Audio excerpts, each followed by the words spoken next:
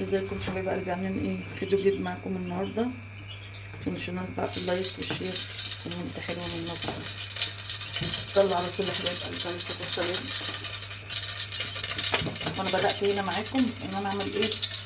الرز، عشان بولع وبوطي النار عليه، يعني بسيب النار تبقى ايه، بسيب النار تبقى هاديه عليه يعني كده. فابتديت بالرز ايه وياكم، محمر بقى الشعريه لحد لونها ما يبقى ايه جولد كده. خلاص احمر وارجع معاكم تاني. وهنا بقى طبعا بغسل الرز.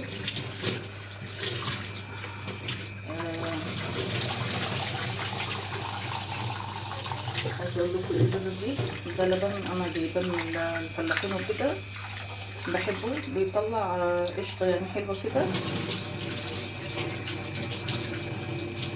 وحتى الرز ده انا جبته منها اول مره بصراحه، يعني ان انا اجيب رز من الفلاحين، فقلت ايه ده يعني ايه تجربه، لو عجبني بعد كده هبقى اجيب منها بقى.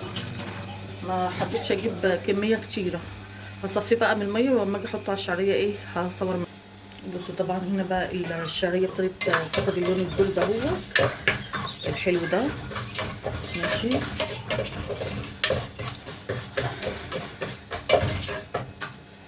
هننزل بقى عليها بالرز كده بقى. بصوا انا سقيت الرز اهو، هنزل بقى بالرز.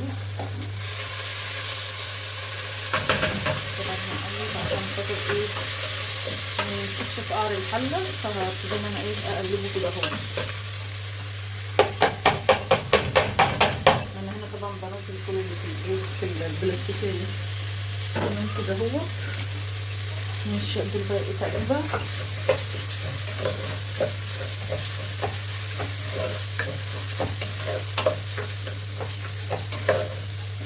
هنزل بقى عليه ايه بالملح.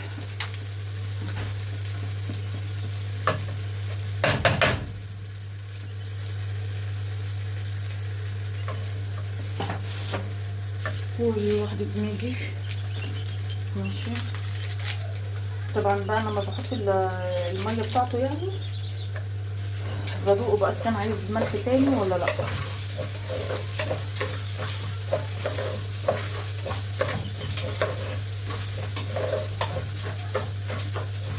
كده حلو اهو، اتشوح كده نشف من الميه بتاعته. ماشي، هدي بقى ايه الميه طبعا ايه بالمعيار، عشان انا هعمله معيار بالكوبايه يعني، فاحط له برضك ايه نفس الطريقه بالمعيار كده عشان اشوف هيشرب ده من النوعيه اللي هو بيشرب ميه كتير، ولا هو الميه على قد معيار الرز وخلاص، عشان اعرف، لان في رز بيشرب ميه وفي رز لا.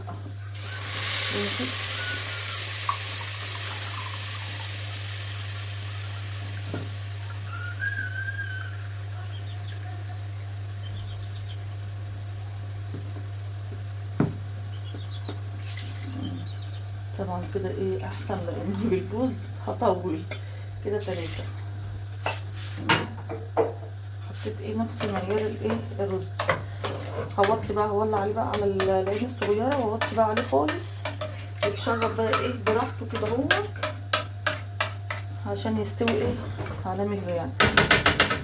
نقعد بقى ايه هندوقه. بسم الله الرحمن الرحيم. لا ملحه حلو مظبوط، مش محتاج ملح. ماشي تمام كده. ولا بقى على العين الصغيره دي حطه عليها واسيبه بقى ايه واطي. حطوه طبعا مش خياطه.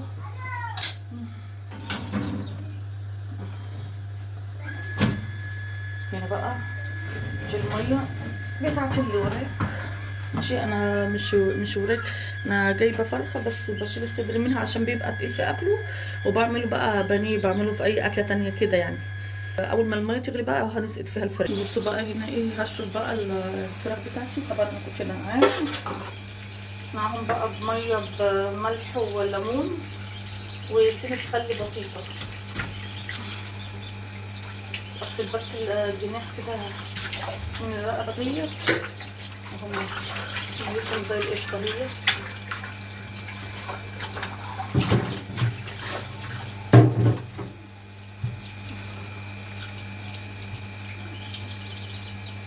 طبعا هما بقوا زي الفل هم.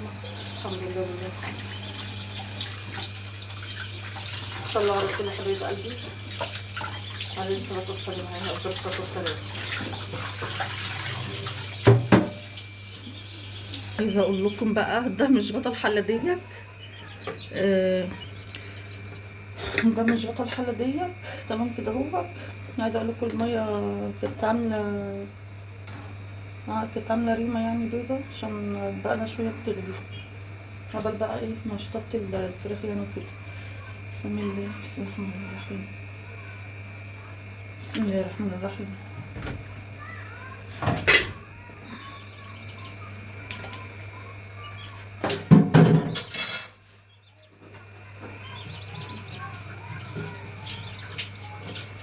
طبعا بغسل ايه طماطمتين كده بس عشان ايه احطهم في مية الشوربة وكده بقى.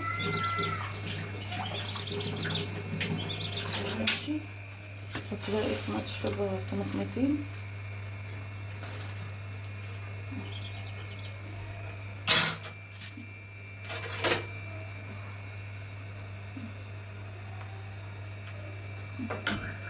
احط بقى ايه احط الملح كده في الاول على طول كده اهو. مش هستنى يعني لما ايه تاخد غلوه كده عشان هي مش الفراخ البيضه دي ما بتستحملش يعني بتستوي قوي. احط بقى الفلفل الاسود.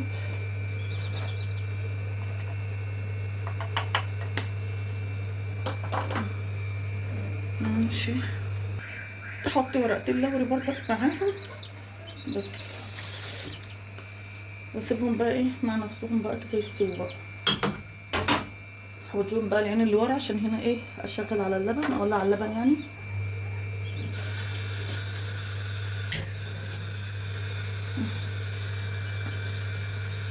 هنا بصوا الرز لقيته لسه ايه ني فهزود له زي نص كوبايه ميه كده لان لقيته لسه ني. ده طلع من الرز اللي بياخد ميه. انا ولعت على اللبن. الحله دي بتاخد 2 كيلو والباقي حطيته هنا في الجزرونه ديت. طبعا اللبن عشان بيبقى متلج وكده انا بتفضل بقى ايدي فيه كده افضل اقلب كده اجيب اللي فوق تحت واللي تحت فوق عشان السخونيه ايه تطوله كله ومفيش ايه منه لبن يقطع. هو هنا باين ان هو متلج اهو. ده التلج بتاعه. افضل بقى كده اقلب فيه لحد ما يغلي معايا يعني وكده وخلاص اطفي بقى عليه. تمام. هو ده بقى اللي كان عنده البرد. بصوا الكتاكيت دي يا جماعه كانت في السوق وحسن كان في السوق امبارح وقال لي ايه في كتاكيت مع واحد من اللي هم الفلاحين دول اجيب لك بقى ايه. قلت له بكام؟ قال لي ب 35. قلت له حشو. قال لي لا دول صغيرين. قلت له لا يبقى فاصل معايا. المهم ان هو جاب الكتكوت على 25 بس قال لي ايه اول ما اجي بقى قال لي ده انا منقيهم بالواحد عشان كان الجو شتاء. ده بقى مش عارفه ده اللي كان بيعطس معاه البرد ولا ايه مش عارفه بقى. فهو ايه فانيه بقى خدوا ايه ارميه. عايزه اقول لكم قعد يقول لي ايه انا نقيتهم بالواحده وكده هو مش لسه اللبن طبعا بكمله. قعد يقول لي بقى انا نقيت الكتكيت ديت بالواحد يعني وكده. قلت له ده معاهم برد وبيعطسوا ربنا يستر ويعيشوا. المهم قلت له ايه روحي الصيدليه بقى وهات لي ليهم برشام اللي هو الريفو ده يا اما مضاد حيوي عشان احطه لهم في الميه. وسبحان الله انا كان قلبي حاسس ان هو هيموت منهم يعني هيموت منهم. سيب من الكتاكيت ومنهم ومش منهم انا جعان. مع الاكل على النار اهو.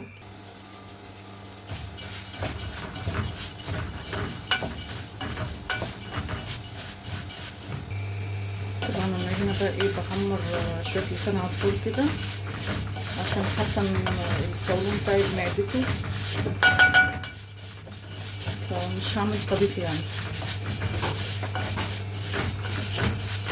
بس بقى هنا نزلت عليه بشويه ميه صغيرين وهكمل بقى ايه الباقي الشوربه بقى اللي هي بتاعت اللي وراك دي او الفرخه يعني.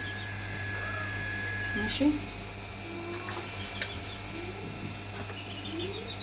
الهدوء ده كان عايز ملح كده او حاجه بس انا هحط له ايه واحده ماجي يعني. ماشي. بس انا هعمل شويه ملوخيه دي هنا بقى. الملوخيه دي انا منشفاها انا هنا في البيت.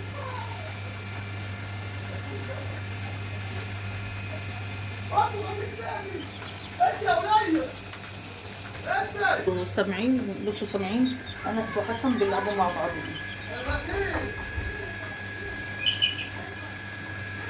الجرس الباب بيرن يا حسن.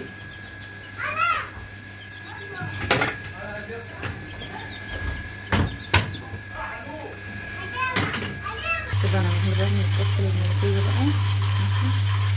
نحط بقى عليها شوية البرغوث.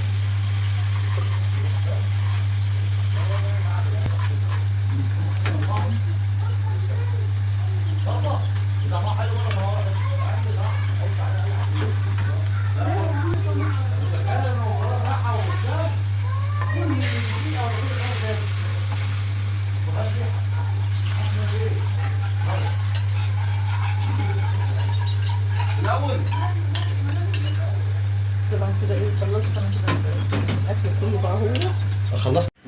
بس عايزه اقول لكم غرفت الاكل على كده. ما حطيتش رز، الرز ما استواش، مش 3 كوبايات عليهم 3 كوبايات ميه، دول عايزين 4 كوبايات ميه. سايباه بقى على النار وقلنا بقى ناكل عشان حسن جعان. متنسوش بقى اللايك والشير وكومنت حلو منكم الاشتراك في القناه. صلوا على الرسول يا حبايب قلبي. السلام عليكم ورحمه الله وبركاته. اتمنى الفيديو يكون عجبكم. بصوا بقى عايزه اقول لكم ايه، ده الكتكوت الابيض، دي الكتاكيت الابيض ده، دي الكتاكيت العاديه اللي هي بتتباع في السوق ام 5 جنيه. وعايزه اقول لكم بقى انا دخلت التنين البلدي دول معاه بردك في العشه. سو ايه عمال يضرب فيهم بقى، ربنا ينفخ في صورتهم بقى. يخشوا عليك يا اختي. ايه ده ايه ده ايه القرف اللي طالع لك ده؟ تعالى تعالى تعالى.